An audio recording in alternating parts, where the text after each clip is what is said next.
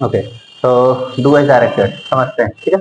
तो सी got a price, उसको एक प्राइस मिला। मेक नेगेटिव, नेगेटिव करना है यानी नॉट का यूज करना, और नॉट का यूज होता है हेल्पिंग वर्ब के बाद। नेगेटिव की कितनी कंडीशंस होती हैं? दो कंडीशंस, एक जब हेल्पिंग वर्ब दी गई हो और एक जब हेल्पिंग वर्ब ना दी गई हो। यदि हमें हेल्पिंग वर्ब दी गई है तो हेल्पिंग वर्ब के ठीक पीछे हम क्या लगाते हैं? नॉट, और सेंटेंस कैसा हो जाता है? नेगेटिव। लेकिन अगर जब हेल्पिंग वर्ब ना दी गई हो तो उस कंडीशन पे क्या देखते हैं? मैन वर्ब, ठीक है। वर्ब में अगर एस या ईएस लगा हुआ है तो हेल्पिंग वर्ब आती है डस, क्योंकि टेंस प्रेजेंट डेफिनेट हुआ। और नेगेटिव के लिए क्या लग जाता है? नॉट, और फिर वर्ब में से एस या ईएस को हटा देते हैं। जब वर्ब का फर्स्ट फॉर्म दिया हो तो हेल्पिंग वर्ब आती है डू, और नेगेटिव के लिए नॉट। जब वर्ब का दिया हो सेकंड फॉर्म, जैसे कि ये लिखा है गेट का सेकंड फॉर्म क्या है? गॉट, ठीक है। जब वर्ब का सेकंड फॉर्म दिया हो तो हेल्पिंग वर्ब आती है डिड, नेगेटिव के लिए क्या लगता है? नॉट, और फिर जब डिड लगाया है तो वर्ब को बदल देते हैं किस फॉर्म में? फर्स्ट फॉर्म में, ठीक है। तो सी गॉट अ प्राइज, उसको एक प्राइज मिला, इनाम मिला। मेक नेगेटिव, नेगेटिव बनाए, नेगेटिव करना यानी नॉट लगाना है। सब्जेक्ट पहले तो सी, नॉट का यूज होता है हेल्पिंग वर्ब के बाद। तो हेल्पिंग वर्ब देखेंगे, गॉट वर्ब का सेकंड फॉर्म है, इसलिए हेल्पिंग वर्ब आएगी डिड। नेगेटिव के लिए क्या लग जाएगा? नॉट। और जब डिड लगा लिया है तो वर्ब को किस में बदल देंगे? फर्स्ट फॉर्म में। तो डिड से ये जो गॉट है फर्स्ट फॉर्म में बदल के हो जाएगी गेट, और फिर बचा है क्या? आ प्राइस। सेंटेंस हो गया, she did not get a prize, उसको एक प्राइज नहीं मिला। सेंटेंस था शी गॉट अ प्राइज, उसे प्राइज मिला। अब she did not get a prize, उसे प्राइज नहीं मिला, ठीक है। नेक्स्ट है चेंज द वॉइस, वॉइस में बदलना है, ठीक है। तो passive voice, active voice into passive voice, दो तीन बातें लिखी हो सकती हैं। सेंटेंस है change the voice, change into passive voice, या फिर change active voice into passive voice. तो वॉइस में कैसे चेंज किया जाए, ठीक है। सबसे पहले देखें द कारपेंटर, कारपेंटर क्या है? सब्जेक्ट है। रिपेयर वर्ब की कौन सी फॉर्म है? Second form. और माय फर्नीचर क्या है? यहाँ पर ऑब्जेक्ट है। तो ऑब्जेक्ट को सब्जेक्ट में बदलते हैं और सब्जेक्ट को कहाँ ले जाते हैं? पीछे। हेल्पिंग वर्ब आती है आगे वाले टेंस की, वर्ब का आता है थर्ड फॉर्म, और फिर ऑब्जेक्ट, सब्जेक्ट को जब ऑब्जेक्ट में बदलते हैं तो इसको चेंज कर देते हैं कौन से केस में? सेकंड केस में। तो ऑब्जेक्ट है माय फर्नीचर, इसको हम कहाँ लेके आएंगे? आगे, यानी कि ऑब्जेक्ट को बनाया जाएगा सब्जेक्ट, तो हो जाएगा माय फर्नीचर, सब्जेक्ट हो गया, ठीक।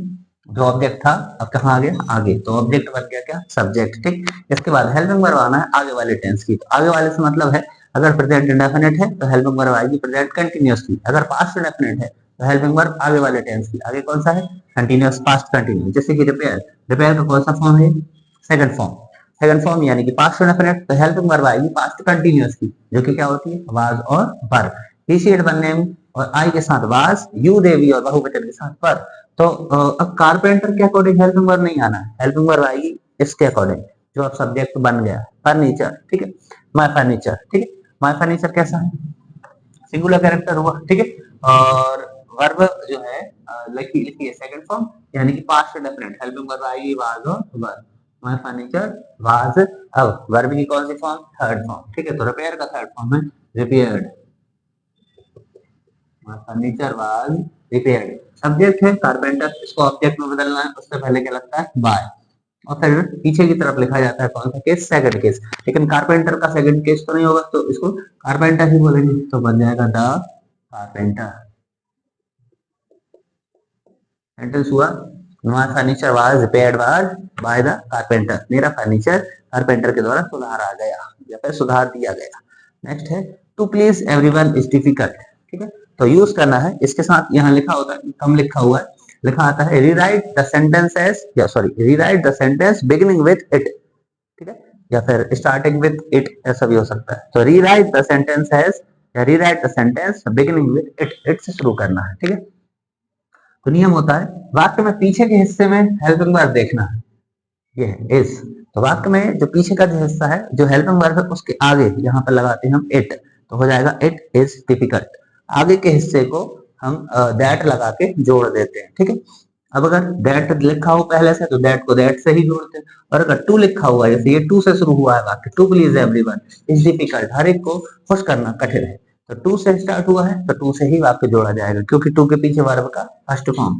तो वाक्य में पीछे के हिस्से में हेल्पिंग वर्ब है इज, और पीछे के हिस्से की हेल्पिंग वर्ब के आगे लगाते हैं इट, क्योंकि इट क्या होता है? सब्जेक्ट। इसके पीछे कौन आएगी? Helping verb. तो पीछे के हिस्से में हेल्पिंग वर्ब है इज, तो इज के पहले लगा लिया इट, अब हो जाएगा इज, और फिर बचा क्या है? डिफिकल्ट। इट इज डिफिकल्ट, यह डिफिकल्ट है, कठिन है, ठीक है। अब यहाँ तक तो वाक्य पूरा हो गया, यहाँ पर लगाया इट इज डिफिकल्ट। आगे के हिस्से को देखिए टू से स्टार्ट हुआ है तो इसको टू से ही जोड़ा जाएगा क्योंकि टू के पीछे वर्ब की फर्स्ट फॉर्म, तो बचेगा टू और वर्ब की फर्स्ट फॉर्म है प्लीज। प्लीज यानी होती है, इसका मतलब क्या निकलता है, खुश करना। खुश करना क्रिया है, ठीक है।